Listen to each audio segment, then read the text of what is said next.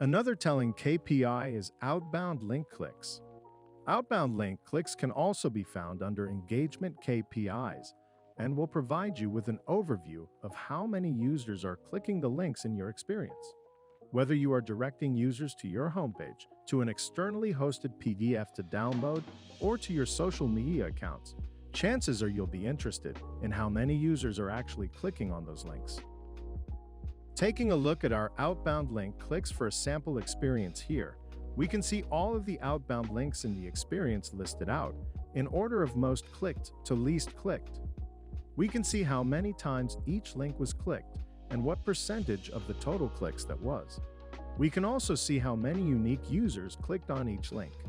This number could differ from the amount of clicks on the link because the same user could click on the same link multiple times, driving up the number of total clicks.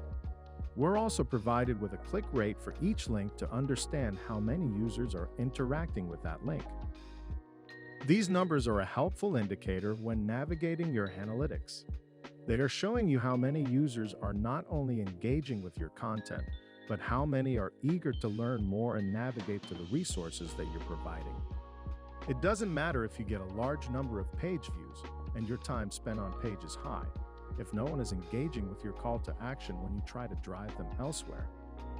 In the next video, we're going to dive into some analytics integrations, as well as key takeaways when it comes to your Ceros Analytics.